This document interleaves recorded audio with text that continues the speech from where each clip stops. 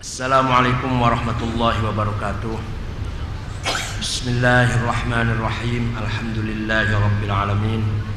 Assalatu wassalamu ala sayyidina wa maulana wa habibina wa syafi'ina Muhammad afdal anbiya'i wa khatamil mursalin wa ala alihi wa sahabatihi wa man tabi'ahu bi ihsan min yaumina hadza ila yaumil ba'tsi waddin.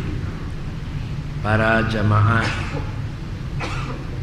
pengajian Masjid Agung Sunda Kelapa, para pimpinan ta'amir masjid, imam, muadzin, sadati wa sayyidati yang saya hormati. Manusia itu wujud yang aneh, yang termasuk saya. Anehnya, dari satu sisi manusia ini makhluk, artinya diciptakan oleh yang menciptakan. Makhluk itu diciptakan oleh Khalik yang menciptakan. Kalau makhluk berarti dibatasi, diperintah, diatur, dan nanti dihabisin. Itu makhluk itu pasti berakhir. Kewajiban kita sebagai makhluk terhadap Khaliknya adalah ibadah. Wa ma khalaqatul jinna wal insa illa liya'budun. Tidak sekali-kali aku ciptakan jin dan manusia kecuali untuk beribadah kepadaku. Dah. Kita ini makhluk, Allah itu Khalik, kata kerjanya fi'il madinya kholako. Kosakata dari kholako itu ada dua bentuk bahasa Arabnya, kholkun dan khulukun. Kholkun lamnya mati, lamnya sukun, khoknya fathah, kholkun. Ciptaan Allah yang bersifat fisik, materi, jasad, lahir. Bahasa Arabnya kholak. Ada yang tinggi, kuning, langsing, kutilang. Kuning, tinggi, langsing. Ada yang pendek, hitam, pesek, ya sudah. Itu kholak. Ada yang tampan, gagah, handsome, wah menarik. Senyumnya saja bisa, orang perempuan bisa jatuh bangun. Ini botangi kata orang Jawa. Ada yang pendek, cebol, orang laki-laki itu kholak. Tidak bisa dikritisi, tidak bisa kita komentari. Kenapa sih kamu hidungnya pesek? Gak bisa itu. Kenapa sih kamu rambutnya jelek? Gak bisa itu. Kenapa sih kamu matanya satu agak malang, yang satu agak miring? Gak bisa itu. Karena apa? Karena khalqullah. Kenapa sih kulit kamu hitam? Kenapa kulit kamu coklat? Kenapa kulit kamu putih? Kenapa sih kamu nggak cantik? Kenapa kamu nggak tampan? Nggak bisa ditanyakan. Karena khalqullah. Kholak. Yang kedua dari kata kholako itu ada kosakata khuluk. Khuluk itu single, mufrad, jamaknya, pluralnya akhlak. Lah akhlak inilah hasil produk budidaya, pola pikir, tindak tanduk, perilaku, ucapan, sikap, warna hidup kita semua. Namanya akhlak, dibikin gampangnya begitu. Sikap kita, tutur bahasa kita, tingkah pola kita kesana kemari, ngalor ngidul, perbuatan kita, amal kita, itu disebut akhlak. Karena itulah yang akan membentuk jati diri kita, dan disitulah yang layak dipuji dan layak dikritisi, layak kita kritiki. Kamu kok kelakuannya jelek? Bapak kamu tuh kiai, bapak kamu tuh pejuang, kamu kok jelek? Nah itu bisa, boleh. Tapi yang tadi nggak boleh. Ibu kamu cantik, kamu kok pesek? Nggak bisa. Ibu kamu tuh kuning, langsing, kamu kok pendek, hitam? Nggak bisa itu. Tapi kalau ibu kamu dulu rajin ngaji ke Sunda Kelapa, ahli sedekah, nggak pernah ke karaoke, ke tempat-tempat kayak gitu. Kamu kok lah bisa itu? Karena akhlak. Karena itu merupakan perilaku hasil produk pola pikir perilaku kita. Perilaku inilah, akhlak inilah, ini secara umum ya, akhlak secara umum ini. Akhlak artinya perilaku kita, sikap kita, pola pikir kita, gaya hidup kita, produk dari apa yang budidaya kita. Ini yang akan menjadi sejarah kita, sejarah manusia. Perilakunya orang Islam sudah barang tentu beda dengan perilakunya orang Kristen, Yahudi, Majusi, Hindu, Buddha, Konghucu. Perilaku, pola pikirnya, gaya hidupnya, kesehari-hariannya pasti ada beda antara kita dan orang Kristen, antara kita dan orang selain agama Islam, non-Muslim, pasti ada beda. Karena itu kemauan kita, pilihan kita, kehendak kita. Tapi kalau kholak bukan pilihan saya bisa hitam kayak gini, kemudian ganteng kayak gini kayak saya ini, bukan pilihan saya ini, nggak bisa dipuji, nggak bisa. Jadi kalau kebetulan saya kurang ganteng, jelek, ya nggak bisa dikritisin, karena bukan pilihan saya. Tapi kalau akhlak saya baik, silahkan ditulis dengan baik. Jelek, silahkan Anda katakan saya jelek atau saya tidak layak dipuji. Al-Quran mengatakan dalam suratnya apa? Cari sendiri ya. Kesenangan banget kalau surat sekian, ayat sekian, kesenangan. Udah saya tunjukkan, saya artikan, Masya Allah. Cari sendiri. Wa huwallazi ja'alakum khalaifal ardi wa rafa'a ba'dakum fawqa ba'din darajat liyabluwakum fima atakum. Inna rabbaka sari'ul iqab wa innahu laghafurur rahim. Cari sendiri surat apa, ayat berapa? Allah menjadikan kamu. Ingat, saya pernah menjelaskan belum ya? Saya kira pernah di sini saya katakan bedanya kholako dengan ja'ala. Kalau kholako monopoli ciptaan Allah, kalau ja'ala walaupun subjeknya, pelakunya Allah, tapi ada intervensi kita. Tidak mungkin kita diam saja kemudian wujud sesuatu yang dikatakan ja'ala itu. Jodoh kholako wa min ayatihi an kholakolakum min anfusikum azwaja kholako. Jodoh saya dapat istri saya itu kholako. Siapapun dan apapun gak bisa menghalangi. Tapi mawaddah wa sakinah ja'ala wa ja'ala bainakum mawaddata wa rahmah. Mawaddah rahmah ja'ala, artinya gak bisa kita berpangku tangan kemudian hidup sejahtera, harmonis, mesra, gak bisa. Harus ada upaya dari kita. Tapi kalau jodohnya dari Allah. Menciptakan bumi langit Allah, khalaqas samawati wal ard. Tapi bagaimana kita menyuburkan bumi, mengeksplorasi bumi hingga bermanfaat?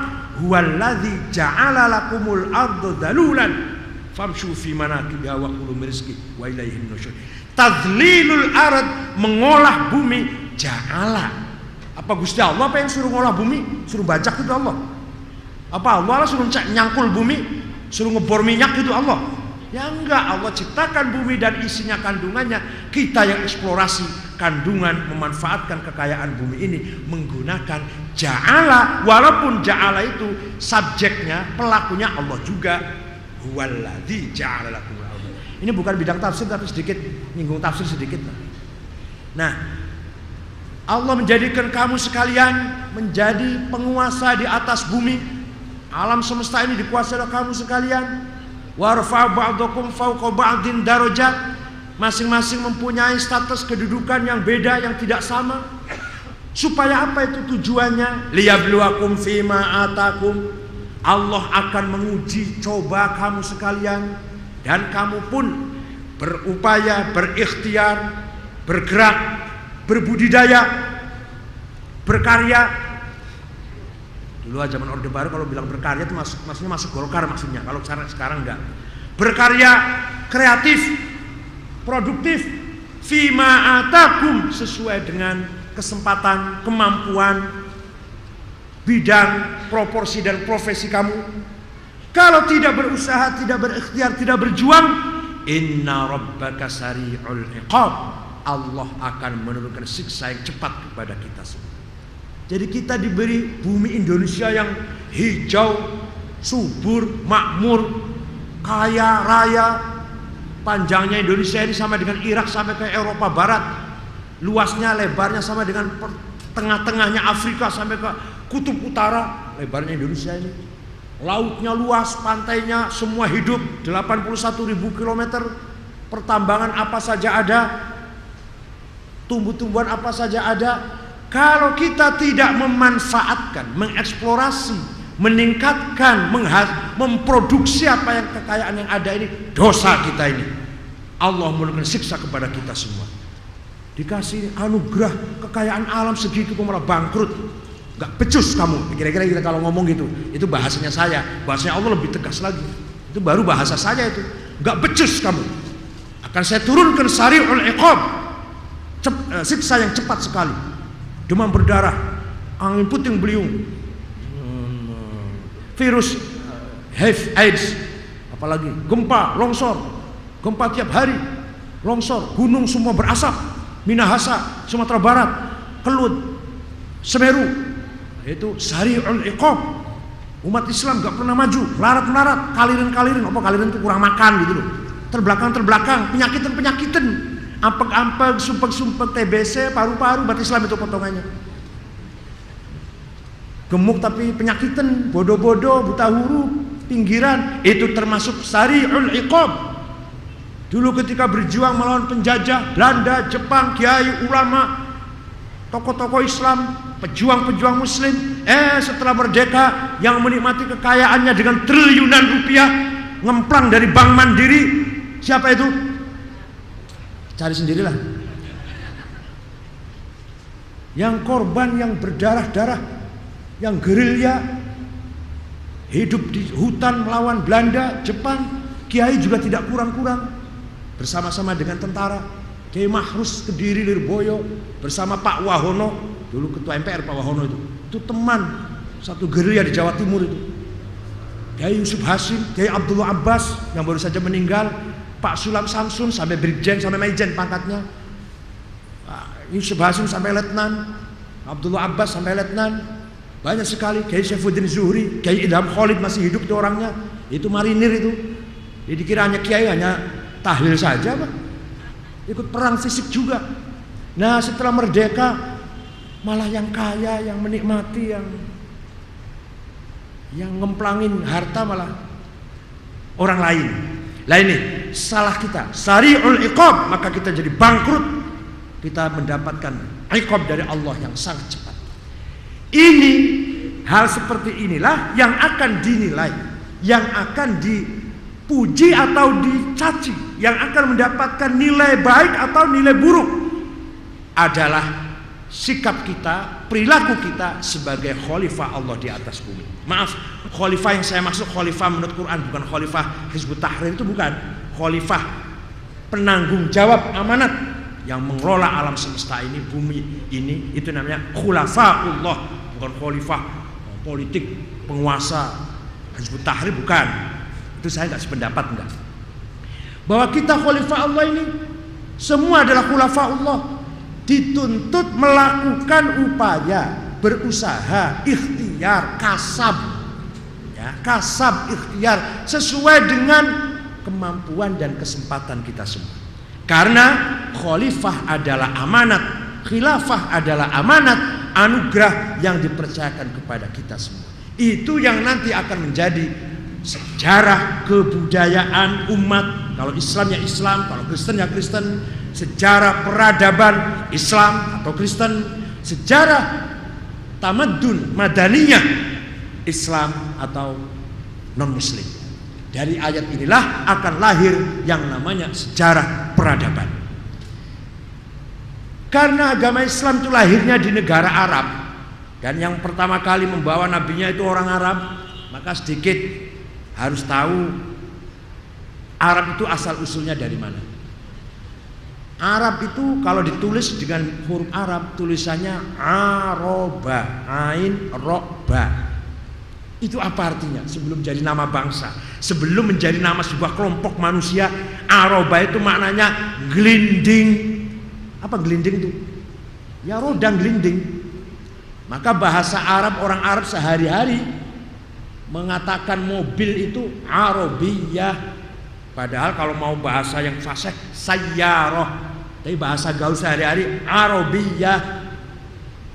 Gerobak yang ngangkut sampah itu arobah, bahasa Arab sehari-harinya.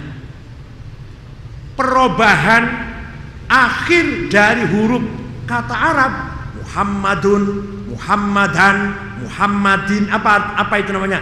I'rab, mu'rab.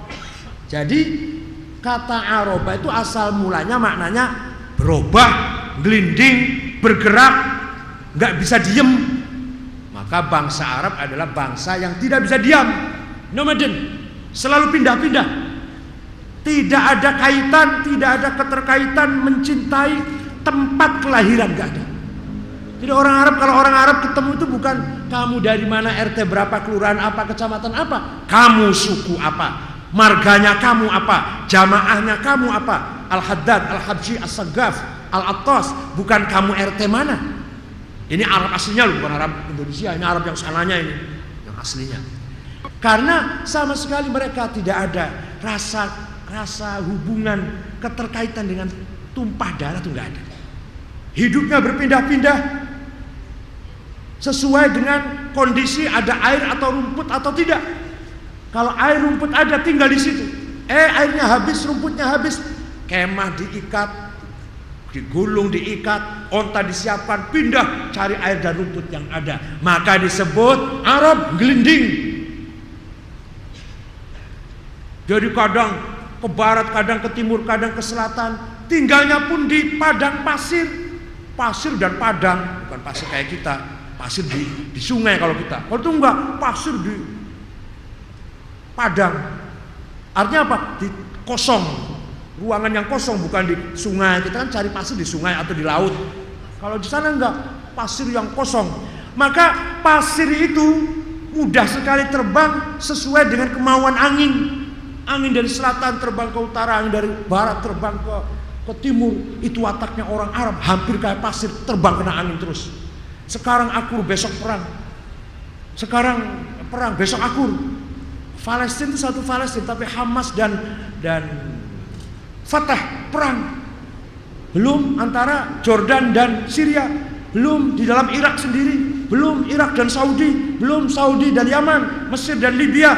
Waduh, orang Arab disuruh akur angel banget karena hidupnya di pasir.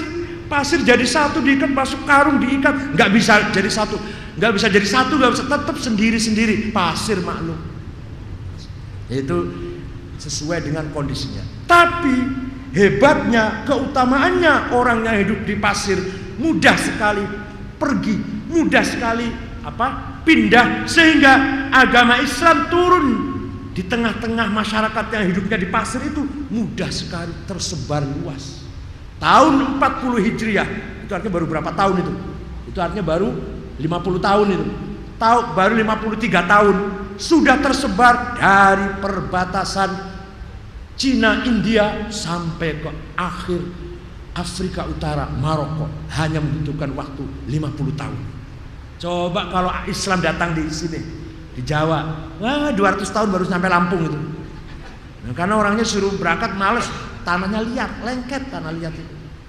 Baiknya juga pasir itu apa? Mudah pisah, tapi kan mudah akur.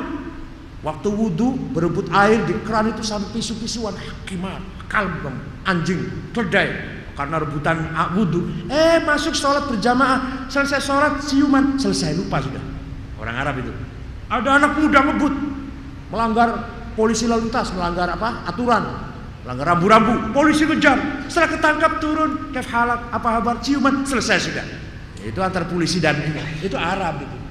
Tapi kalau di Jawa, orangnya tidak mudah marah, tidak mudah misu-misu, tidak mudah mengucapkan kata-kata yang jelek. Tapi kalau sudah marah, 14 keturunan sampai diwasiatkan, kalau saya mati nak, jangan besanan dengan keluarga itu. Kenapa? Kalau dulu kakekmu yang ke-16, kakekmu yang nomor 16, itu dulu berantem dengan kakeknya dia yang nomor 16. Ambil wasiat.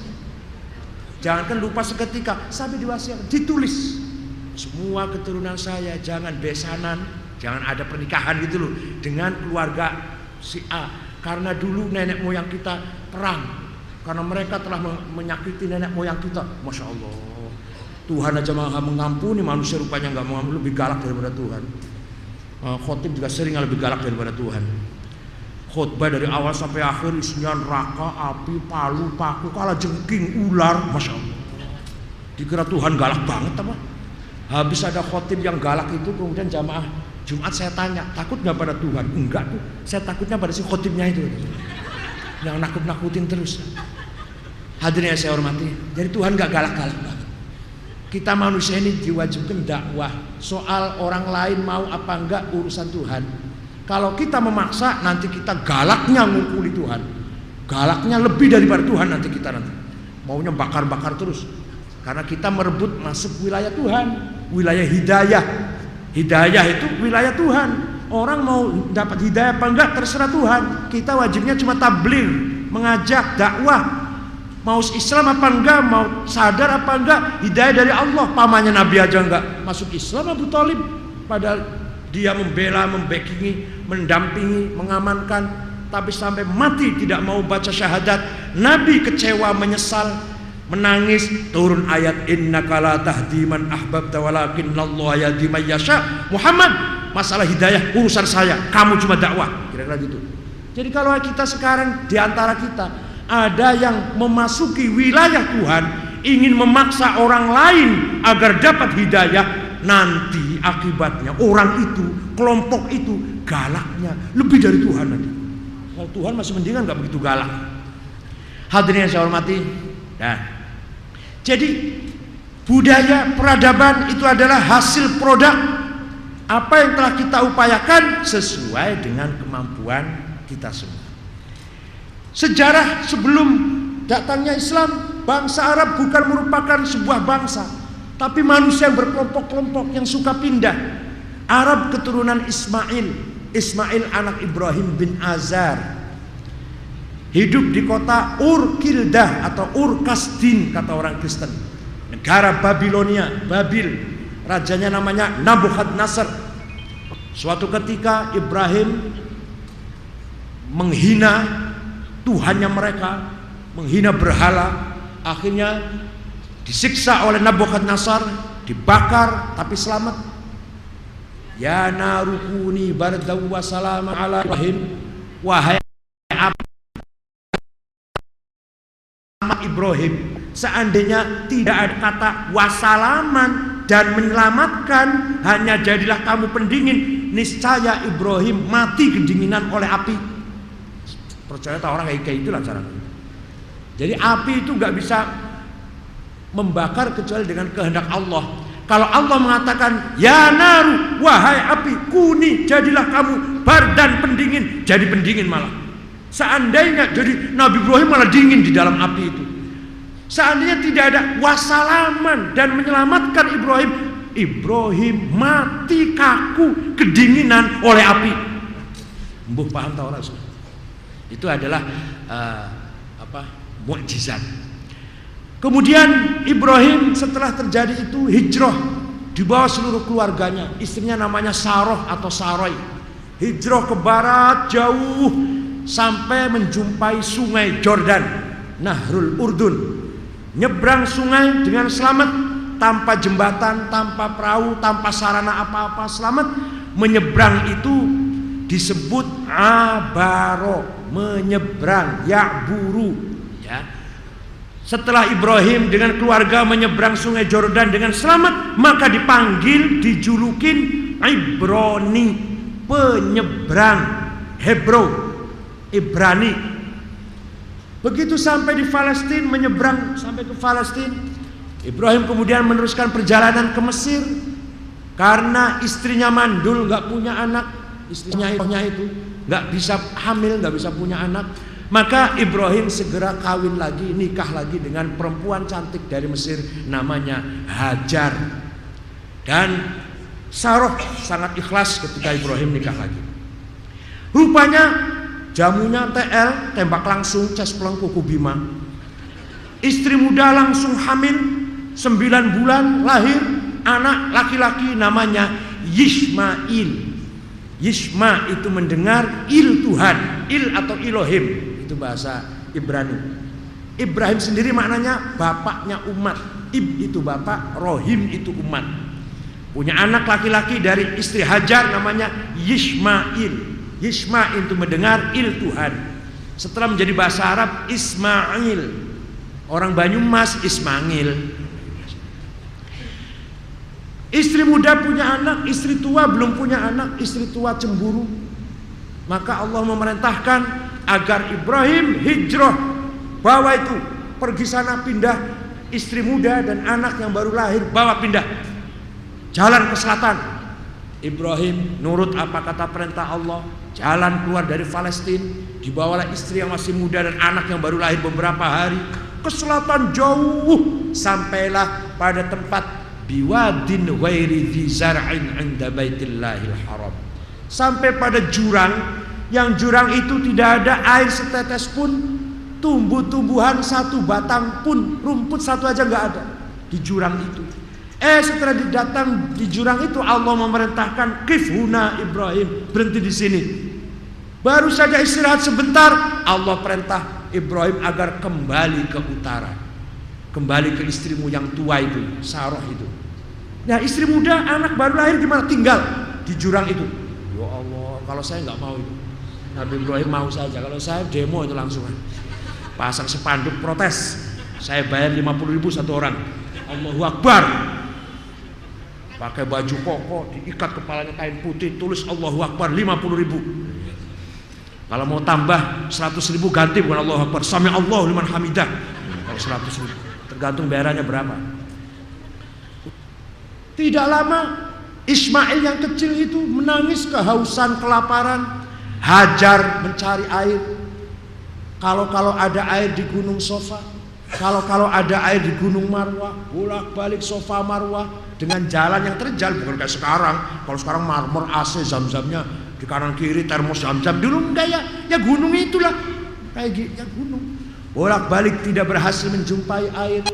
Ternyata Ismail, si bayi Ismail tadi, kakinya menghantam-hantam bumi, keluarlah air sumur yang sampai sekarang tidak pernah berkurang, jangankan habis. Pada tahun 83 itu direnovasi, dipasang marmer, zam-zam itu dikuras, diambil airnya itu dengan 10 sanyo 10 mesin, nggak bisa habis. Susah banget untuk mengurangi air, mau membangun pasang marmer sampai ke bawah tahun 83. Jangankan habis, berkurang saja tidak. Dari situlah setelah ada air, burung-burung berterbangan ke arah situ. Berarti ada air. Ada salah satu suku Arab asli, yaitu suku Jurhum dari selatan, melihat ada air, ada burung berterbangan ke arah tertentu, berarti ada kehidupan. Dia ikutin, betul ada air di situ. Datanglah suku Jurhum, meringkas cerita, Ismail besar, telah besar nikah dengan salah satu perempuan dari suku Jurhum, punya cucu, punya anak, punya cucu, punya cicit, punya cucu yang ke-6, 2 yang terkenal namanya Adnan dan Qahtan. Adnan setelah besar menjadi pemimpin Arab Utara, orangnya tinggi, besar, putih, gagah kayak Raja Fahad itu dari utara. Saddam Hussein itu dari utara itu, presiden yang dari utara gagah-gagah. Yang satu lagi Qahtan, tinggalnya di selatan, orangnya pendek, kecil, hitam. Nah itu Arab Tanah Abang. Nah, itu dari Hadramaut, dari selatan, turunan Qahtan. Kalau yang utara Adnan, Rasulullah dari utara, tinggi, besar, kuning. Kalau dari selatan pendek, kecil, hitam. Tapi nggak apa-apa, ini memang buktinya kayak gitu maksudnya. Jangan marah. Adnan punya anak Ma'ad punya anak Nizar punya anak Mudar punya adik atau punya kakak Robi'ah. Mudar tinggal di Arab Utara Barat namanya Hijaz, Robi'ah tinggal di Arab Utara Timur namanya Najd. Yang sekarang Riyadh dan sekitarnya Najd itu turunan Robi'ah. Kalau Mekah, Madinah, Jeddah namanya Hijaz. Rasulullah turunan Hijaz. Kemudian Mudar punya anak Ilyas punya anak Mudrikah. Mudrikah laki-laki, Bu, bukan perempuan, laki-laki. Mudrikah laki-laki. Dikira ada hanya perempuan. Orang Tegal itu kalau punya anak lahir bulan Safar, maka jangan dikasih nama yang ada hanya, nanti rezekinya amblas. Jangan kasih nama Hasanah, orang Tegal tanya orang Tegal. Nanti rezekinya amblas terus. Jadi namanya siapa? Casingkem. Nah itu nanti rezekinya berhenti. Mudrikah punya anak Kinanah, Kinanah punya anak Huzaimah, Huzaimah punya anak Nadr, Nadr punya anak Malik, Malik punya anak Fihir. Fihir inilah yang disebut dipanggil Quraisy karena beliau sukses dalam berdagang, mengembangkan kurs. Kurs artinya uang. Orang yang sukses dagang berarti sukses mengembangkan uang, kurs, maka dipanggil Quraisy. Itu Fihir, nama aslinya Fihir, nama panggilannya Quraisy, orang yang banyak ahli memanage uang dan banyak uangnya.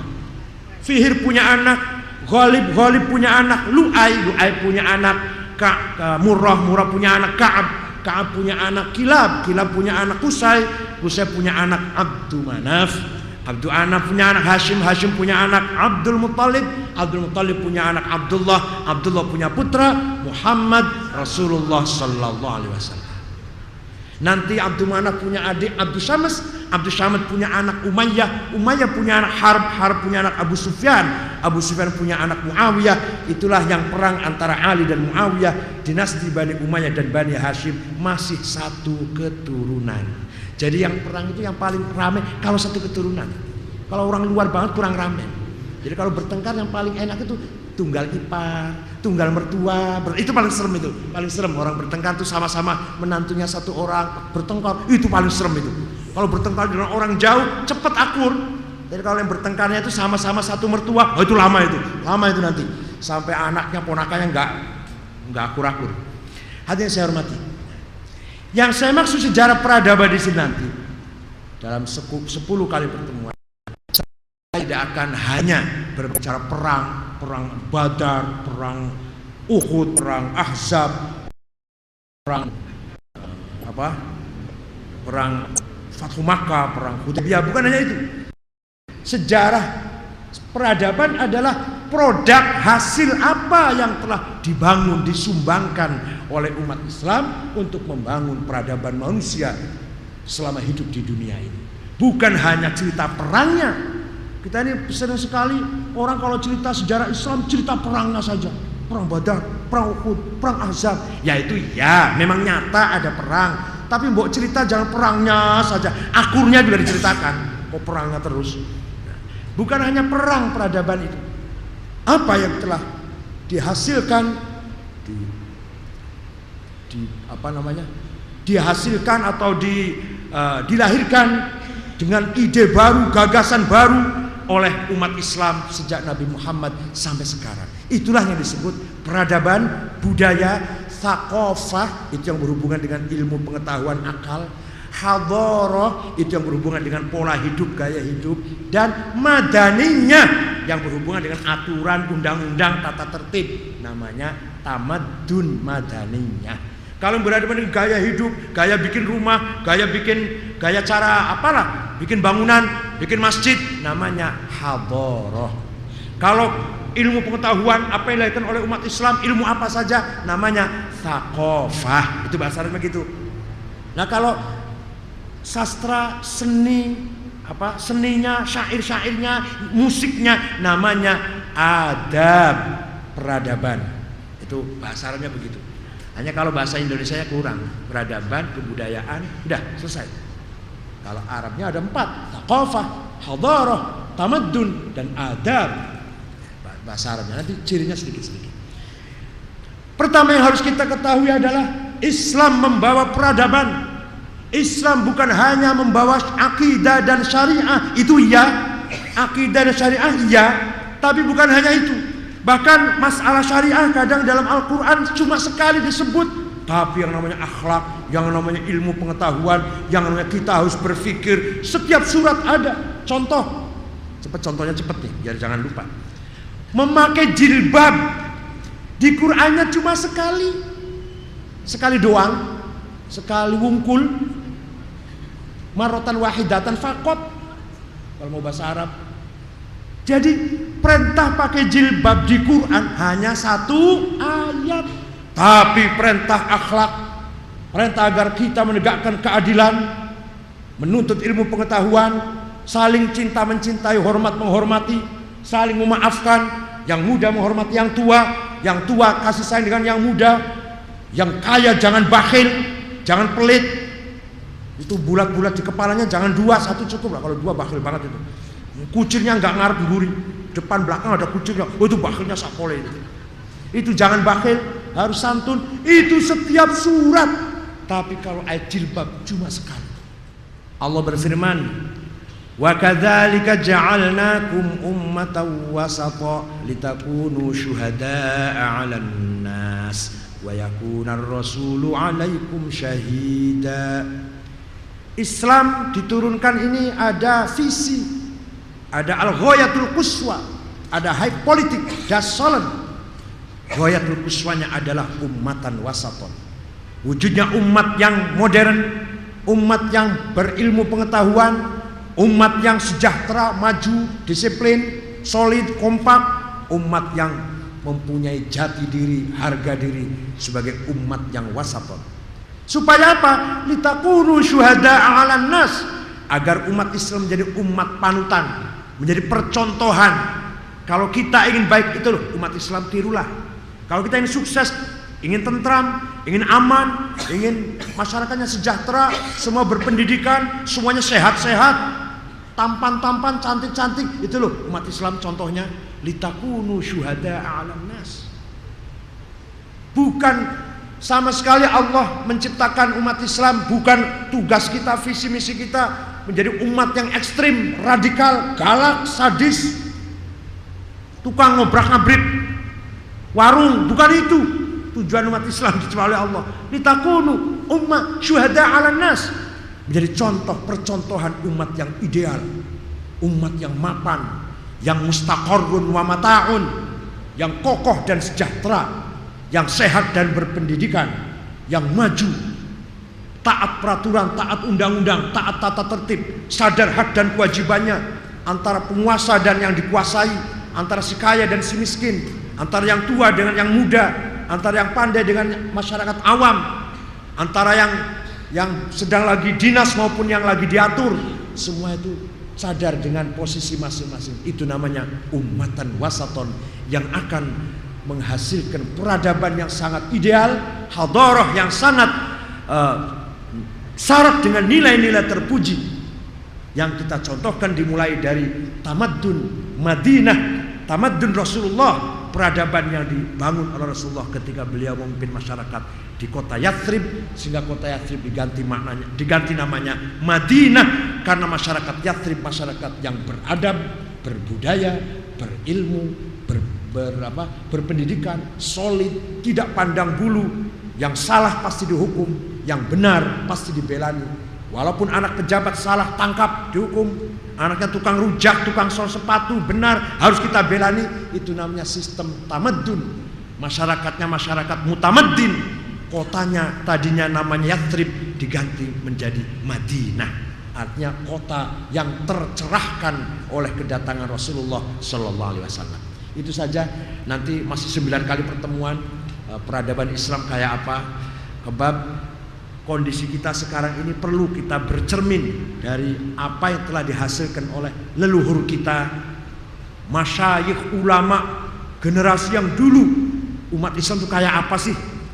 Kok kitanya seperti ini, dulu kayak apa sih? Jadi perlu kita mengenal sejarah peradaban, budaya, thaqafah, hadarah, tamaddun Islami yang telah ditulis dalam sejarah dan dilakukan oleh leluhur kita, masyayikh kita, guru-guru kita masa yang lalu. Terima kasih. Kalau ada yang tanya silahkan, yang kritik silahkan, yang marah-marah juga silahkan, nggak apa-apa. Agar kita bisa menjadi umat yang wasaton tidak gampang. Agar kita berperan dalam membangun peradaban manusia tidak gampang. Ya, harus ada upaya. Allah telah memerintahkan, gariskan dalam firman-Nya surat Al-Hajj ayat 54. Wah, ini saya tunjukkan ayatnya.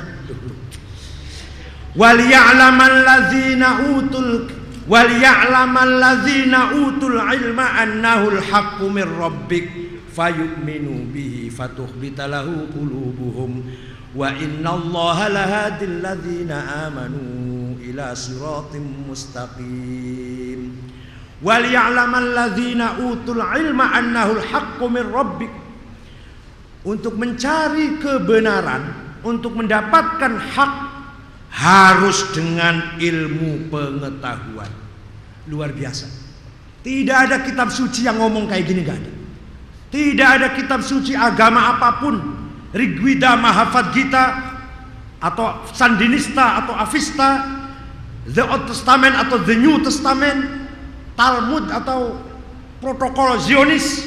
Tidak ada satu ayat yang mengatakan bahwa kebenaran itu harus dengan ilmu pengetahuan. Malah banyak sekali dalam kitab suci agama lain, cerita-cerita yang berbau klinik, mitos, mistik, yang gak masuk akal dianggap benar. Tapi kalau Al-Quran, kebenaran harus dengan ilmu pengetahuan. Tidak bisa hanya dengan mistik, klinik, ramalan, mimpi, gak bisa. Harus dengan ilmu pengetahuan. Dengan ayat ini saja maka Islam belum 100 tahun sudah melahirkan beberapa ulama dengan kreativitasnya, ilmu pengetahuan yang sangat manfaat. Ada seorang namanya Imam Hasan Basri. Imam Hasan Basri itu, Bu, terus terang saja, beliau itu la ya'til malika wa la ya'tihil maliku. Gak mau didatangin pejabat dan tidak mau datang ke pejabat. Itu Imam Hasan Basri. Kalau saya mau didatangi, mau datang, mau. Kalau saya dari Imam Hasan Basri, la ya'til malika wa la ya'tihil maliku ka'annahu la yukhlaqun naru illa li ajlih. Beliau itu setiap hari kayaknya itu Tuhan bikin neraka tuh hanya untuk beliau, kayaknya gitu. Jadi orang itu sangat tawadhu, sangat prihatin dan sangat hati-hati dalam perilakunya. Itu beliau Sayyidut Tabi'in, putra dari seorang tahanan perang dari Majusi. Bapaknya namanya Yasar, ditahan tahanan perang, hidup di Madinah, masuk Islam, punya anak namanya Hasan, lahir tahun 21 ketika Khalifah Umar. Ketika lahir disusuin oleh Ummu Salamah, salah satu istri Rasulullah. Maka jadilah seorang imam besar Hasan Basri. Suatu ketika ada orang menghina Hasan Basri. Menghina begini, "Alah, kamu jangan sombong Hasan, kamu tuh anaknya siapa sih? Bapak kamu tahanan perang saja kok." Apa jawab beliau? "Bapak saya tahanan perang, rendah, artinya bukan orang mulia lah, bukan orang terhormat, punya anak seperti saya." Pertanyaannya adalah, saya yang katanya ulama bisa nggak punya anak seperti saya? Nah, gitu, Bu. Jadi ibu-ibu sendiri harus berpikir gitu. Bisa nggak punya anak cucu kayak ibu, rajin sholat, rajin ngaji, kaya raya, aduh luar biasa udah ya, kaya, rajin ibadah. Bisa nggak punya anak seperti itu? Ibunya ibu bisa punya anak seperti ibu tuh. Orang tuanya ibu bisa punya anak seperti ibu. Jadi orang solihah. Nah, kitanya bisa nggak punya anak kayak kita? Seperti saya misalkan, ya lumayan lah. Segini-gini lumayan. Padahal bapak saya kiai Cirebon, selevel Cirebon, punya pesantren kecil kampung. Pertanyaannya, saya bisa nggak punya anak kayak saya? Dengan segala tantangan yang sangat luar biasa ini. Hadirin saya hormati, Imam Hasan Basri yang disebut Sayyidut Tabi'in, ulama besar yang hidup di masa zaman Bani Umayyah, separuh dari abad pertama Hijriah. Beliaulah yang menyebarkan ilmu pengetahuan. Segala disiplin ilmu pengetahuan diajarkan di Masjid Basrah, yang melahirkan beberapa ulama, antara lain ulama muridnya Hasan Basri, antara lain Wasil bin Atha, pendiri madhab Mu'tazilah, kelompok Islam, madhab Islam yang sangat intelek, yang selalu menggunakan dalil-dalil akli, rasional, dan yang menghasilkan sebuah disiplin ilmu namanya ilmul kalam. Itu adalah Mu'tazilah. Pendirinya adalah Wasil bin Atha, murid daripada Imam Hasan Basri. Wasil bin Atha itu luar biasa juga ini. Orangnya pinter, pidato enak, ceramah enak, diskusi selalu menang, tapi lisannya, lidahnya tidak bisa mengucapkan ro, r itu nggak bisa. Apa itu namanya itu? Apa namanya? Cadel. Tapi Imam Wasil bin Atha kalau ceramah berjam-jam, diskusi debat berjam-jam, selalu menghindar huruf ro. Nggak akan ketemu huruf ro. Itu 1 jam bisa itu. Itu Wasil bin Atha. Maka beliau sangat terkenal, seorang ulama yang cerdas, jenius, dan pernah mengislamkan orang Majusi. Satu kali debat 6.000 orang masuk Islam. Beliaulah pendiri madhab Mu'tazilah, madhab yang menggunakan akal dalam memahami Islam. Di antaranya hasil karyanya adalah sebuah ilmu kalam. Nah, Islam baru 100 tahun, belum 100 tahun, baru beberapa puluh tahun di ujung akhir abad pertama sudah melahirkan ulama seperti Hasan Basri yang salah satu muridnya adalah Wasil bin Atha. Nah, dua murid Hasan Basri adalah juga ulama ahli hadis, Sufyan bin Uyainah, dan banyak lagi Abil Aliyah, ulama ahli hadis yang menseleksi hadis mana hasan, mana dhaif, mana sahih, mana mungkar, murid daripada Hasan Basri. Imam Hasan Basri juga punya murid, seorang sufi, seorang yang arif billah, seorang yang warok, zuhad, ubad, yang selalu beribadah. Juga beberapa murid Hasan Basri seperti Abu Sufyan Ats-Tsauri dan Fudail bin Iyad, itu murid-muridnya Imam Hasan Basri. Jadi agama Islam baru 60 tahun, 70 tahun sudah melahirkan tokoh sentral ensiklopedik yang luar biasa. Agama lain, maaf, bukan saya menghina, bukan, enggak pernah, bukan niat menghina, bukan. Agama Kristen 225 tahun mengadakan muktamar konsili di Nikia. Apa yang dibahas? Bukan masalah ilmu, bukan masalah peradaban. Yang dibicarakan masih adakah Yesus itu Tuhan atau bukan. Itu sudah 225 tahun. Yang dibicarakan bukan ilmu apalah, kemajuan peradaban, bukan. Yang dibahas masih Yesus itu Tuhan atau bukan. Perdebatan dalam konsili Nikia antara Athanasius dari Alexandria dengan Arius tauhid bahwa Yesus bukan Tuhan. Athanasius mengatakan Yesus itu anak Tuhan. Tapi penguasa Raja Konstantin yang menguasai Romawi Timur cenderung kepada yang mengatakan, yang berpendapat Yesus adalah Tuhan, yaitu pendapatnya Athanasius. Maka jadilah muktamar memutuskan, menimbang, mengingat nomor sekian, garis miring, nomor sekian. Maka muktamar memutuskan Yesus adalah anak Tuhan. Jadi Tuhan itu diangkat oleh muktamar. Enggak ketua NU saja dan muktamar ketua Muhammadiyah, enggak ketua partai, bukan. Ini Tuhan diangkat oleh muktamar konsili Nikia tahun 225 Masehi. Setelah Yesus jadi Tuhan, lah muncul lagi persoalan. Kalau sudah Allah Tuhan, Yesus Tuhan, masyiahnya, kehendaknya satu atau dua. Taubeat nacernya satu atau dua. Kalau sudah satu atau dua, masyiah, kehendaknya satu atau dua. Muktamar lagi tahun 400 sekian di Makedonia, di Kaledonia, menghasilkan pecah dua. Ada yang mengatakan Bapa dan anak itu satu tabiat tapi dua kehendak. Ada yang mengatakan satu tabiat dan satu kehendak. Pecah menjadi antara Kristen yang diakui oleh negara dan madhab Maronit yang sekarang ada banyak di Libanon. Itulah perpecahan atau perkembangan pola pikir dalam agama Kristen. Kalau di Islam, masalah la ilaha illallah Muhammadur Rasulullah selesai semenjak Rasulullah wafat, sudah selesai. Tinggal yang dikembangkan oleh umat Islam generasi mendatang bukan lagi masalah Allah Tuhan apa tidak, Muhammad Rasul atau bukan, tapi bagaimana mengembangkan ilmu pengetahuan dan peradaban.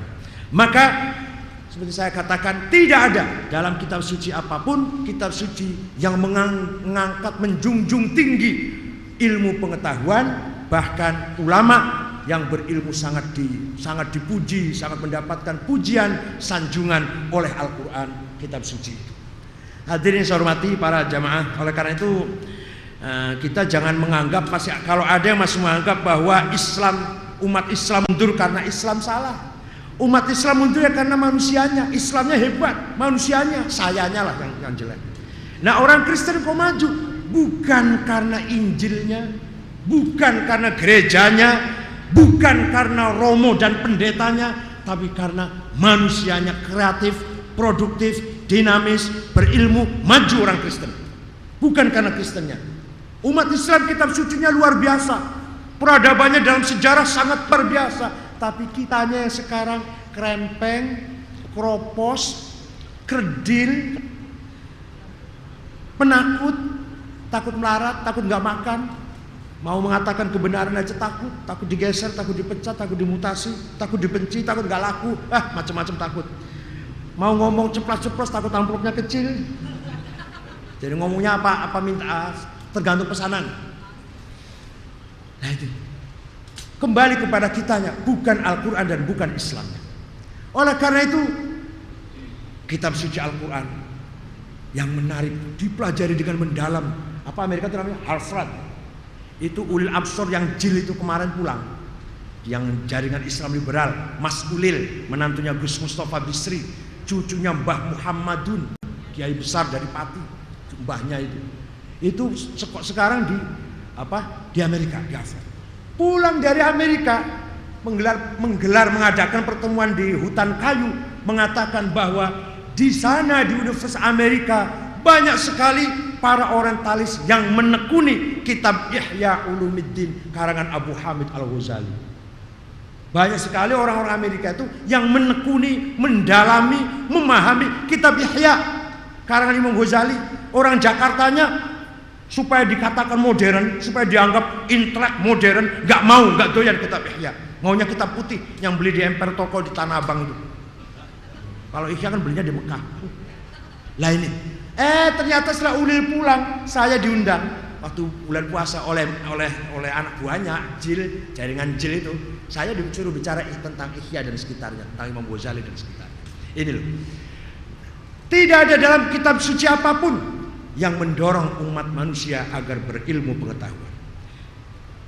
Tahun 100 lahir seorang jenius, tahun 100 Hijriah, wafat 161 Hijriah, seorang yang sangat jenius, abqori, namanya Jabir bin Hayyan Al-Azdi.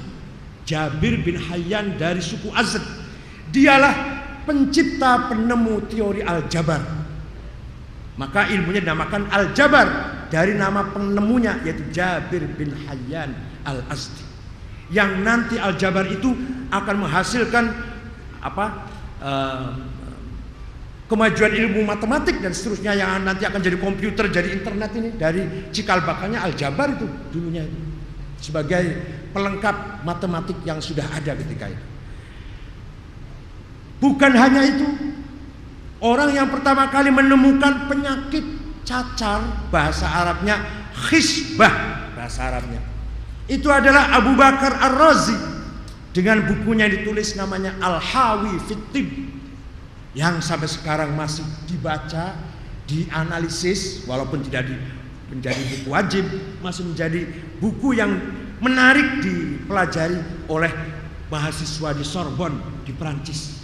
Mereka mengatakan Rases, kalau kita mengatakan Rozi, mereka mengatakan Rases.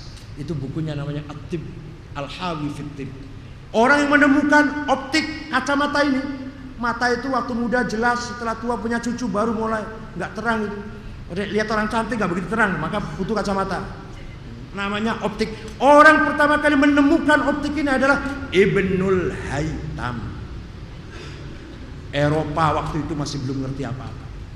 Bahkan yang pertama kali bikin peta bumi adalah Al-Idrisi. Walaupun banyak kesalahan, ada kesalahan kalau memang peralatannya sangat terbatas.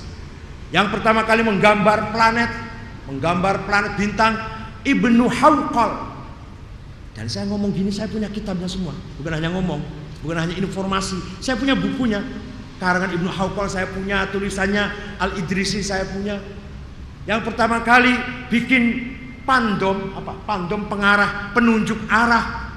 Siapa? Majid bin Ahmad, yang nanti akan menjadi perkembangannya akan menjadi sistem navigasi. Itu dari pandom. Asal mulanya orang Islam supaya di laut tahu kiblat mana supaya sholatnya benar. Itu yang pertama kali menciptakan, namanya Majid bin Ahmad. Bahkan Vasco da Gama bisa dari India muter benua Afrika, hampir binasa, sampai menginjak kakinya kota Calicut di India menggunakan pandom yang diciptakan oleh orang Islam. Ada dalam sejarah itu. Bukan hanya itu, Yang menciptakan organ, hanya dulu bukan organ, namanya qanun. Yang sekarang jadi organ itu namanya Abu Nasr Al-Farabi. Yang pertama kali menciptakan kanun, alat musik. Saya punya kitabnya namanya Al-Musiqal Kabir, The Big of Music, Abu Nasr Al-Farabi. Suatu ketika diundang acara makan malam oleh Saifud Daulah, seorang sultan di Syria. Makan-makan, keluar penyanyi, main gambus. Kata Al-Farabi, kata kiainya, nggak enak itu nyanyi, nggak enak main gambusnya. Loh, kiai bisa tak? Bisa, coba. Ya coba sini gambusnya saya pegang. Gambusnya disetel, dia nyanyi, orang senang, ketawa semua. Selesai satu lagu, istirahat, makan dulu, istirahat dulu, nyanyi lagi, orang nangis semua karena sedih lagunya. Lagu ketiga, beliau nyanyi, orang tidur semua, saraja-rajanya tidur, sampai beliau pulang penjaga pintu tidur. Itu ada dongeng seperti itu. Lepas benar atau tidak, walhasil yang jelas Abu Nasr Al-Farabi adalah pencipta sistem balok ya, namanya balok musik itu. Balok. Saya punya bukunya, namanya Al-Musiqal Kabir besar. Itulah sekilas dulu, nanti kita lebih perdalam lagi kalau nanti pertemuan akan datang. Apa itu Mu'tazilah, apa itu Syiah, apa itu Khawarij, Jabariyah, Qadariyah, Jahamiyah, Ahli Sunnah. Itu adalah produk madhab yang tumbuh dalam peradaban Islam. Bukan impor dari luar, bukan Amerika yang ngatur kamu bikin ormas ini, saya biayain, bukan. Ini betul-betul dinamika, gesekan yang ada dalam masyarakat internal Islam, lahir beberapa madhab. Ada mazhab fikihnya Syafi'i, Hanafi, Malik, Hambali. Itu pun lahir dari gesekan, kompetisi, berlomba di dalam internal masyarakat Islam. Itu loh, bukan pesanan dari Romawi, Persia atau luar negeri internasional. Kamu bikin ormas ini, nanti saya biayain. Bukan begitu, enggak ada kayak gitu. Yang sekarang banyak kayak gitu. Kalau dulu enggak ada itu. Nah, peradaban Islam inilah yang ditetapkan dalam Al-Quran, peradaban yang sesuai dengan wa innallaha lahadil ladzina amanu ila siratal mustaqim. Dengan ilmu pengetahuan, kemudian ilmu pengetahuan mencapai kebenaran, ilmu yang benar kemudian fayu'minu bih, dilandasi dengan fondamen iman. Kalau sudah ilmu dan iman, fatukhbitalahu qulubuhum, hatinya menjadi ikhlas, menjadi jernih, menjadi baik, menjadi hati yang mulia. Itulah yang disebut siratul mustaqim, yang diberikan oleh Allah sebagai hidayah kepada umatnya, yang akan membawa misi ummatan wasaton supaya menjadi syuhada a'alan nas. Tidak mungkin menjadi ummatan wasaton kalau hanya ilmu saja tanpa iman. Tidak mungkin menjadi ummatan wasaton syuhada a'alan nas kalau hanya ilmu dan iman saja tanpa akhlak. Akhlak itu sangat penting, Bu. Akhlak itu lebih penting daripada jilbab. Maaf, bukan berarti saya tidak mengatakan jilbab itu baik. Jilbab dalam Al-Quran cuma sekali disebut, tapi akhlak tiap surat. Jadi percuma pakai jilbab kalau pulang dengan tetangganya cerewet terus, apalagi dengan suaminya cemelawan. Nah, percuma jilbab itu. Akhlak, melecehkan orang lain. La yaskhar qaumun min qaumin asa ayyakunu khairum minhum. Jangan saling menghina. Wala tajassasu wa tabba'dukum baghdha. Jangan mencari-cari kesalahan orang lain, jangan mengintip-ngintip kelemahan orang lain. Ayuhibbu ahadukum anta ayyakulah ma'akhihi maita. Orang yang mencari kesalahan orang lain sama seperti orang makan bangkai temannya orang, bangkai dagingnya orang itu. Dagingnya bangkai orang itu yang kamu ceritakan kejelekannya itu. Itu akhlak itu luar biasa, di setiap surat ada. Orang yang membohongkan agama, orang yang mentakdzibkan agama, bukan hanya bohong, tapi menganggap agama itu bohong, adalah orang yang tidak menyantuni fakir miskin, wala yahuddu ala ta'amil miskin. Ya Allah, akhlak semua itu. Jilbab itu cuma sekali di Quran itu. Ayat yang mengatakan 13 hal item yang tidak boleh dimakan. Hurrimat alaikumul maitatu waddam wal khinzir. Cuma sekali dalam Quran. Ayat menjelaskan hal-hal yang haram dimakan. Tapi ayat yang menerangkan sabar, ridho, syukur, tawakal, mahabbah, setiap surat, hampir setiap surat Itu akhlak, itu peradaban itu. Tapi kalau ayat mengatakan jangan makan bangkai, jangan makan darah, sekali. Ayat yang mengatakan perempuan-perempuan yang tidak boleh dinikah, hurimat alaikum ummahatukum wa banatukum, sekali. Yang menerangkan awas loh perempuan, ibu, adik, kakak, ibu tiri, bibi, jangan kamu kawin, nggak boleh dikawin. Atau mengumpulkan kakak beradik dua bersaudara jadi satu, nggak boleh. Kecuali kakaknya mati, adiknya diambil, boleh. Itu cuma satu ayat Al-Quran.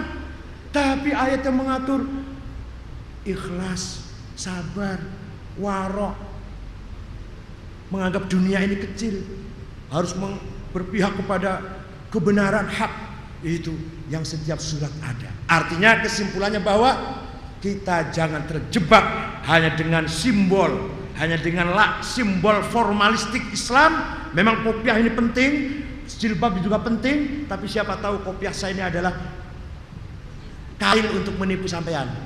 Kalau nggak pakai kopiah kurang dihormati. Kalau kopiah nggak pantas pakai kopiah, karena ustadz kan.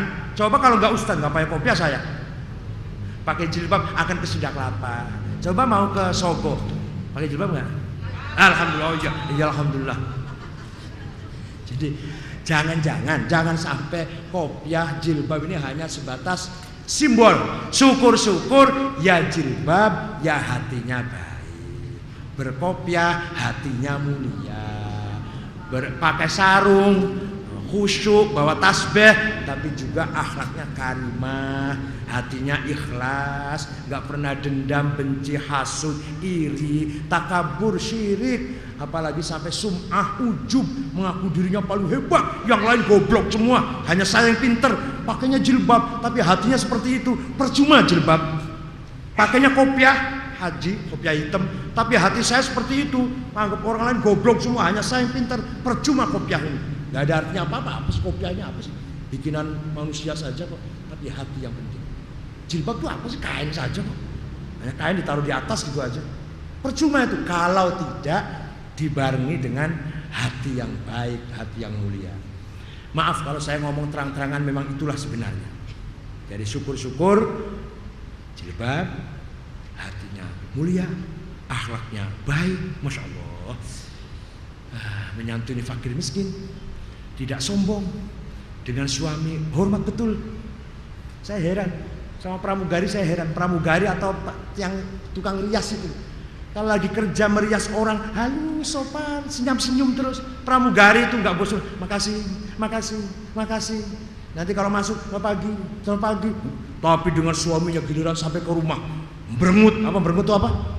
Berengut tuh cemberut, gelap mukanya. Kalau dengan passenger, siang pak, nanti pulang turunnya, makasih. Dengan suaminya, waduh, cemberutnya. Nah ini kan percuma, hal-hal yang percuma seperti ini. Oleh karena itu kita mengaji ini, belajar Islam ini, mencari apa yang baik dan apa yang benar, apa yang paling prinsip, yang paling priority, dan apa yang sekunder, yang boleh belakangan. Jadi kita tahu sebenarnya apa yang paling penting, yang menentukan nilai keislaman kita, bukan hanya hiasan, kalau mobil itu apa namanya, dekorasi, apa namanya, asas. Mudah-mudahan ada manfaat yang saya sampaikan. Nah, kita buka pertanyaan, monggo silakan. Ini orang awet muda betul. Apa saya tahu. Alhamdulillah. Lebih kelihatan. Iya, adik saya kenal beliau juga. Adik saya NU Tulen. Abangnya bukan NU, bukan Masumi, bukan Muhammadiyah. Abangnya, adiknya NU Tulen. Kita betulkan dulu ya. Pertama, siapa beliau ini? Mungkin sudah dikenalkan. Beliau ini adalah tokoh yang sangat-sangat luar biasa. Kalau boleh dikasih tahu kepada kita semua, beliau ini adalah sampai hari ini adalah satu-satunya orang Indonesia yang lulus dari Universitas Mekah summa cum laude. Dan bahasa Arabnya lebih bagus daripada orang Arab sendiri. Betul-betul ini. Biasanya orang yang begitu, waktu di Arabnya dia miskin hidupnya, itu biasanya. Ya Pak ya, karena bergaulnya dengan orang Arab terus ya. Tapi betul-betul inilah dia gitu. Dan setelah pulang, beliau ini punya pesantren yang terbesar di Cirebon. Jadi kalau kita satu waktu meninjau Cirebon ke pesantren beliau, boleh daripada kita meninjau yang satu lagi apa tuh yang besar itu? Ya Pak. Zaitun. Zaitun lupain aja lah. Tapi kalau ini betul. Apa? Nanti aja setelah kita kenal beliau lebih mendetail. Ya, karena sekarang kan kita bicara paket. Bapak ini kita minta untuk ngisi paket 10. Ya, paket 10 istilahnya, bukan 10 paket. Paket 10 itu berarti setelah 10 kali kita dan beliau berunding kembali. Bapak bersedia untuk di sini kembali. Kalau dia bilang, oh saya nggak keberatan dengan Sunda Kelapa karena ternyata jamaahnya baik-baik, ya umpamanya. Tapi kalau dia bilang saya nggak mau lagi jamaah Sunda Kelapa itu kaku tak tentu katanya umpamanya. Ya yang mana aja. Tapi setelah 10, jadi di tengah-tengah jalan kita tetap. Nah, mata pelajarannya apa? Mata pelajarannya itu adalah peradaban Islam. Peradaban Islam itu artinya dimulai dengan saat Islam itu hadir dan saat zaman Nabi Muhammad sampai dengan sekarang. Tapi terutama pada saat awal-awal Islam itu kita yang muda-muda, saya juga 66 itu muda loh Pak ya artinya ya. Adinda berapa saya? 54. Jadi beliau 54. Lihat itu berarti 12 tahun beda sama saya. 12 tahun itu kalau urutan Cina ya itu satu generasi 12 kan. Saya kalau di Cina itu tahun ular, beliau pun tahun ular artinya. Karena bedanya sama 12 tahun. Bapak pernah tahu ya gitu? Enggak ya. Jadi kita belajar betul-betul tentang sejarah, tentang peradaban Islam itu. Saya kira ini pelajaran yang sangat-sangat menarik. Karena kita selama ini nggak pernah tahu. Kita lebih banyak bicara bagaimana menjalankan belajar tentang sholat, tentang ilmu fikih, dan perkembangan selanjutnya siapa-siapa yang orang-orang pintarnya kita nggak tahu betul. Tapi kita meralat sedikit ucapan beliau bahwa yang namanya Yahimuddin ya Imam Ghazali punya, di sini kita belajar. Alhamdulillah. Jadi nggak usah Amerika, Sunda Kelapa juga lakukan itu. Sudah 3 tahun Pak. Ya. Sehingga sekarang gurunya kewalahan. Gurunya Pak Nasaruddin. Pak Nasaruddin itu pernah cerita, Nasaruddin Umar pernah cerita kepada salah seorang, saya mesti cerita apa lagi ya di Sunda Kelapa ini katanya. Karena dia udah merasa penuh. Nggak ada lagi yang mesti sampai dia sampai cerita saya kayaknya mesti masuk sekolah lagi ini. Beliau masih ingin masuk para Madinah untuk ngambil short course supaya bisa ngajar jamaah Sunda Kelapa. Jadi dengan kata lain jamaah Sunda Kelapa dia ya boleh-boleh lah. Tapi kalau dengan beliau jangan coba-coba mencoba itu. Ilmunya jauh. Bahasanya bahasa kayak saya. Plos, tapi gayanya gaya Jawa Timuran. Orangnya Cirebon. Ya. Jadi dengan gitu, jadi kalau jamaah-jamaah bertanya apapun, insya Allah semua bisa dijawab. Tapi saya nggak kembali dalam rangka mengisi waktu, kita atur begini Pak. Bapak sampai dikasih waktu sampai 7:30. Ya. 7:30 kita kasih waktu tanya jawab 15 menit. Kalau bisa ada. Kenapa? Kalau sudah itu kita usahakan kita sholat sehingga jam 8 kita selesai. Karena apa? Jamaah kalau Bapak terlalu pendek, ini jamaah ini ada yang datang dari Kebayuran, dari Kedoya, ada dari Kedoya, ada dari Selipi, ada yang kadang-kadang dari Kerawang. Pokoknya banyak dari mana-mana. Sehingga menurut saya kalau Bapak kependekan, apalagi ceramah Bapak ini bakal menarik terus menerus. Saya tahu betul itu. Ya, karena bakal menarik, lebih bagus kesempatan untuk beliau berbicara kasih lebih panjang daripada kita bertanya. Kalau Bapak setuju, nanti tetap tanya seperti tadi. Tanya jawab hanya boleh 15 menit. Ya, 15 menit. Sistemnya gini Pak, jangan satu pertanyaan langsung Bapak jawab. Kumpulin ini dulu, set. Karena rata-rata pertanyaan itu mirip-mirip kok.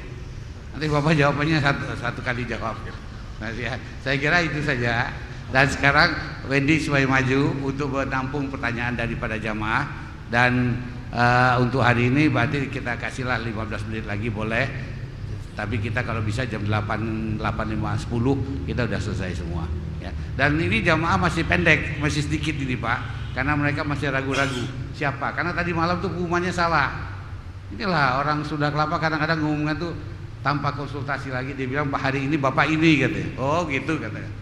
Kalau dibilang Bapak yang datang lain ceritanya. Assalamualaikum warahmatullahi wabarakatuh.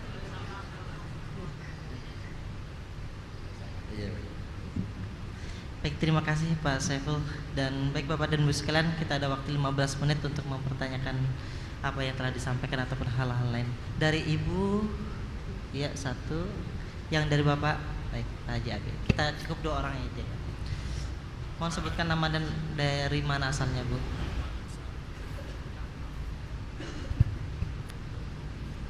Terima kasih. Assalamualaikum warahmatullahi wabarakatuh. Saya Bu Sayekti dari Cipinang. Siapa Bu?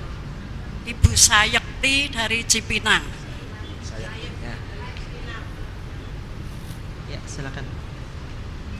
Yang mau saya tanyakan Pak mengenai surat Al-Mu'minun ayat 56. Di situ apa berlaku Al-Mu'minun ayat 56. Bunyinya 5 gimana? dan 6? Oh, 5 dan 6. Yang bunyinya mungkin Bapak tahu ya Pak ya. Pak lebih tahu. Itu apakah berlaku untuk sang majikan perempuan dan budak laki-laki? Dan untuk sekarang ini apakah pembantu rumah tangga itu termasuk konteks itu Pak? Terima kasih. Ya, baik, makasih Ibu Sayati. Selanjutnya silakan Pak Jabe. Assalamualaikum warahmatullahi wabarakatuh. Saya Bisuryono dari Menteng Atas, Minangkabau, Pak. Pak Profesor, mengenai peradaban Islam ini menarik sekali. Saya mohon maaf Pak, dalam beberapa saat ini boleh jadi pengertian saya salah. Jadi begini, kalau kita melihat Imam Samudra dengan segala keyakinan dia, ngebom Bali, kemudian ada bom Kuningan dan sebagainya, itu mungkin hampir sama dengan pembunuh Ali bin Abi Thalib, seorang yang hafiz Al-Quran, ahli Qiyamul Lail, saum, ilmu pengetahuan agamanya luar biasa, akhirnya membunuh Khalifah Ali bin Abi Thalib. Itulah ketiadaan keseimbangan antara ilmu ukhrawi dengan duniawi. Pertanyaan kami, apa yang seharusnya dilakukan bagi jamaah pertama dan juga pengurus yang kedua, terutama Sunda Kelapa itu, agar tidak ada satupun jamaah di Sunda Kelapa ini makin memahami Al-Quran, makin menjadi teroris, Pak. Jadi kesimpulan sementara saya ini adalah orang yang memahami Al-Quran saja tanpa keseimbangan ilmu duniawi, dia akan terjebak menjadi teroris dan betul-betul teroris tulen. Terima kasih. Wassalamualaikum warahmatullahi wabarakatuh. Waalaikumsalam warahmatullahi wabarakatuh. Masih ada penanya lagi?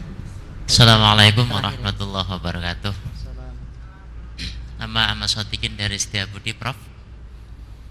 Yang saya tanyakan pertama, di dalam Al-Quranul Karim ada kata Yasrib. Ya.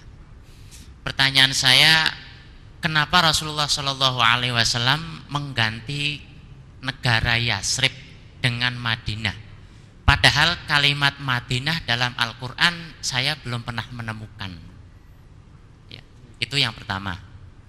Yang kedua, di dalam Al-Quran sendiri ada di dalam surat Al-Ahzab mengatakan ya ayyuhan nabiyyu taqillah.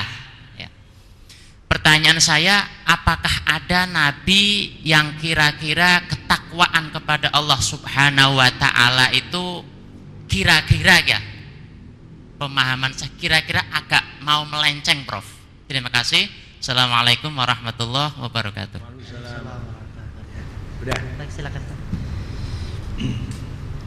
Ayat surat Al-Mu'minun nomor 5 dan 6 itu menjelaskan orang-orang mukmin yang baik adalah diantara sifatnya yang bisa menjaga farjinya, bisa menjaga apa itu? Apa? Ya, itulah alatnya lah, miliknya, kecuali kepada istrinya dan budak-budak yang di bawah kekuasaannya. Pertanyaannya, apakah pembantu rumah tangga itu sama dengan amat? Nah, itu. Dulu ketika Islam mendapatkan kemenangan di mana-mana menang, ke Persia menang, ke Romawi menang, ke Mesir menang, dapat rampasan banyak. Bukan hanya rampasan harta sapi atau binatang atau emas, tapi juga dapat harta rampasan perempuan. Dan itu waktu itu berjalan tradisi seperti itu, bukan hanya Islam. Bahkan Rasulullah sendiri sering mendapat bagian. Ketika selesai perang Bani Mustalik, Rasulullah ngambil Juwairiyah, itu yang paling cantik diambil Rasulullah, yang kurang cantik kasihkan ke yang lain. Masa milih yang gak cantik. Dapat Maria Al-Qibtiyah dari Mesir yang paling cantik, Shirin yang kurang cantik kasihkan ke Hasan bin Thabit, ya, itu biasa. Nah, malah secara hukum fikih, harta yang paling halal itu adalah rampasan perang. Ketika perang dengan orang kafir, kemudian menang, kita dapat uang, dapat perempuan yang paling halal daripada yang lain. Belum tentu halal banget kalau yang dapat bisnis atau dapat biasa, itu belum tentu halal 100%. Tapi kalau dari rampasan perang halal 100%. Akan tetapi Bu, sekarang sudah dihapus sistem perbudakan. Jadi tidak ada namanya abid atau amat, sudah tidak ada. Terakhir Raja Faisal di Saudi Arabia tahun 59 atau 60 lah, saya nggak ingat 50 atau 69 atau 61 sekitar itu, beliau yang menghapus sistem perbudakan. Tidak ada lagi perbudakan di Saudi Arabia. Orang-orang hitam yang tadinya menjadi budak dilepas semua. Tapi setelah dilepas, mereka malah kebingungan, kerja apa ini? Merdeka tapi nggak tahu kerja apa. Sehingga banyak sekali orang hitam yang kerjanya jual kacang, itu duduk di pinggir jalan jual kacang. Itu bekas budak semua. Tapi ada juga yang berhasil. Di antara yang berhasil yang punya rumah sakit besar di Jeddah, namanya Hasan Bagido. Itu orang hitam itu. Itu punya rumah sakit, punya masjid di Jeddah. Termasuk juga Ahmad Muhammad Ali, Presiden Bank Islam, itu dulunya budak, itu budak di Saudi Arabia. Jadi pembantu rumah tangga bukan budak, itu orang merdeka, orang punya hak penuh. Hanya dia menjadi pembantu karena memang tidak punya kerja yang lain atau tidak mampu kerja profesional yang lain. Misalnya cuma nyuci piring, nyuci pakaian, bersih-bersih di dapur, itu kerja, bukan perbudakan. Sesuai dengan kerjaannya kita bayar, sesuai dengan kontrak kesepakatan, kemufakatan, dan sama sekali haknya harus kita jaga seutuh-utuhnya hak, bukan budak. Kalau budak itu boleh dikeloni, tambah dikawin, dikeloni, halalun toyibun itu. Boleh dijual, boleh dipinjem, boleh digadekan, itu budak. Namanya sistem perbudakan. Walaupun Islam ada yang kritik, Islam tidak melarang perbudakan, betul? Karena waktu itu tradisi perbudakan di dunia sangat kental. Romawi kayak apa, Spartacus dan sebagainya dalam cerita-cerita itu. Di Arab juga perbudakan luar biasa. Tapi di Quran banyak sekali pelanggaran hukum Islam ditebus dengan membebaskan budak. Seperti ngeloni istrinya di siang bulan Ramadan. Nah, itu membebaskan budak satu. Nggak bisa, ya udah puasa 2 bulan berturut. Nggak bisa, ya sedekah 60 fakir miskin. Ada seorang sultan di Andalus Spanyol ngeloni istrinya di siang hari Ramadan. Tapi muftinya ini keras, kiainya keras. Tidak bisa dengan puasa 2 bulan atau sedekah fakir miskin 60 orang, nggak bisa. Sebab itu tidak bisa hanya dengan membebaskan budak atau sedekah 60 orang, harus puasa 2 bulan berturut-turut. Kok galak banget? Ya karena kalau bagi raja, bagi gubernur, membebaskan budak satu murah banget itu. Sedekah 60 orang murah banget itu. Katakanlah 60.000 udah lah, atau 120.000 lah, murah banget. Padahal dia seorang gubernur. Jadi apa? Kata muftinya, sekali lagi kalau ada pejabat ngeloni istrinya di siang hari Ramadan, dendanya adalah puasa 2 bulan berturut-turut. Tidak ada pilihan. Kalau pilihan membebaskan budak, gampang, murah, mahal, nggak apa. Sekali lagi, pembantu perempuan bukan budak. Itu perempuan yang punya hak penuh. Hanya dia kerja, dengan kerjaan itu kita bayar, tapi haknya harus kita jaga dan sebagainya. Yang Pak Haji yang nomor 2, makanya saya katakan tadi bahwa Al-Quran Islam akan berperan akan menciptakan, mewujudkan umatan wasaton, umat yang berperan, yang ideal, menjadi panutan, menjadi contoh. Itu kalau umat yang berilmu. Wal ya'lamal ladzina utul ilma anal haqqu min rabbik. Tanpa ilmu kita kita nggak bisa menjadi umat yang wasaton. Ilmu apa saja ini, ilmu apa saja. Oleh karena itu, hatta Imam Ghazali dalam kitab Ihya itu kitab tasawuf kan terkenalnya. Tapi pertama kali bab pertama yang dibicarakan adalah kitabul ilmi, kitab ilmu, membahas tentang ilmu. Ilmu ada dua macam, ada yang terpuji, ada yang tercela.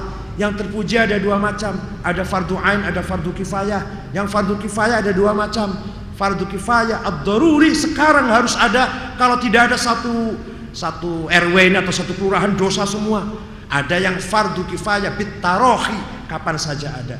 Yang fardu kifayah bid-daruri, sekarang harus ada satu RT ini. Kalau tidak satu RT dosa semua. Dua, ilmu tibbi wa ilmu hisab, kedokteran dan ilmu matematik. Itu Imam Ghazali yang ngomong kayak gitu, bukan dokter dosen UIN, bukan. Abu Hamid Muhammad ibn Muhammad Al-Ghazali At-Tusi, lahir tahun 450 Hijriah, wafat tahun 505 Hijriah atau 1111 Hijriah. Gurunya namanya Abdul Malik Imamul Haramain Al-Juwaini, itu gurunya beliau.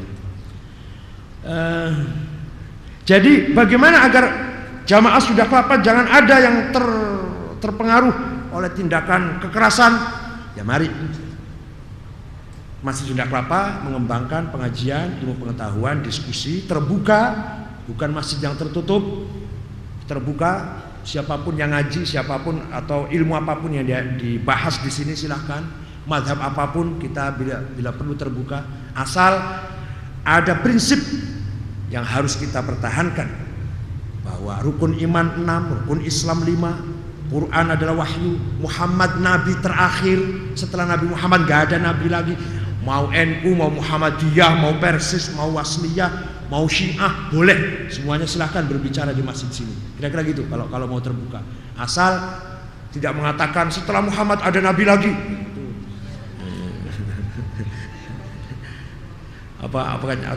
Nggak usah sholat, cukup sekali dalam sehari semalam diem sholatnya. Nah itu udah luar biasa kalau itu. Nah, tapi kalau semuanya NU, Muhammadiyah, PRS, Wasliyah, Matul Anwar, BKMT, apalah, silakan, semuanya sama. Oleh karena itu sekali lagi Masjid Sunda Kelapa harus meningkatkan sisi ilmu pengetahuan agar bisa bersaing kan, bukan bersaing, agar supaya bersama-sama dengan masjid yang lain membangun kebesaran Islam di Indonesia ini dari sisi thaqafah, dari ilmu intelektualitas dan ilmu pengetahuan. Dari pertanyaan Mas Solihin, kenapa tadinya memang namanya Yathrib, karena yang bangun kota itu namanya Syekh Yathrib ibn Laud bin Amlik ibn Sam ibn Nuh. Itu yang bangun kota Yathrib. Nama orang namanya Yathrib, cicitnya Nabi Nuh. Yathrib ibn Laud bin Amlik ibn Sam ibn Nuh. Nah, ketika Nabi Muhammad masuk ke kota Yathrib, Nabi membangun masyarakat yang mutamaddin, masyarakat yang modern, masyarakat yang menjunjung tinggi kebenaran, tidak pandang bulu etnis atau agamanya apapun. Muslim pendatang, muhajirin, muslim pribumi Ansor, atau Yahudi yang sudah lama memang tinggal di Yathrib, sama di depan hukum dan kewajiban, hak dan kewajiban sama. Nah, sistem seperti itu tidak dikenal di Romawi, tidak dikenal di Persia, di mana-mana, maka disebut sistem itu namanya tamaddun. Kemudian masyarakatnya mutamaddin, sistemnya tamaddun. Kotanya diganti, tadinya Yathrib Madinah Al-Munawwarah, yang tercerahkan oleh kedatangan Rasulullah SAW. Kemudian pertanyaan, ya ayuhan nabi ittaqillah, yang nggak apa-apa, Allah mengatakan bahwa Nabi bertakwa kepada Allah, yang nggak apa-apalah. Bukan berarti Nabi kurang bertakwa. Jadi ini yang ditanyakan, ayat Quran ada firman Allah merintah Nabi supaya bertakwa. Apakah Nabi itu kurang bertakwa, masih diperintah takwa? Ya enggak, bukan berarti begitu. Tapi kita melihat anak saya sudah rajin, sudah pinter, saya katakan yang pandai ya belajar, padahal sudah pinter, lumayan lah. Saya tahu dia udah lulus, sudah ranking 1, tetap aja mengatakan yang pandai lah, yang rajin ya. Itu enggak apa-apa. Enggak apa-apa. Allah memperingatkan pada Nabi, Nabi juga makhluknya, ittaqillah, bukan berarti Nabi kurang bertakwa, tapi bahkan menunjukkan kedekatan antara Nabi dan Allah. Sudah bertakwa masih dikatakan bertakwa terus. Nah, seperti saya mengatakan pada anak sudah ada ranking, tetap saya bimbing, saya pesan terus, saya kasih pesan-pesan terus, itu berarti menunjukkan kedekatan antara saya dan anak itu. Itu saja, mudah-mudahan ada manfaatnya. Ya sedikit menularkan apa yang saya punya, enggak luar biasa, enggak apa. Mudah-mudahan kita semua mendapatkan barokah bil ilmi wasilatur rahmi wal muasyarah bil ma'ruf wal muamalah bil husna.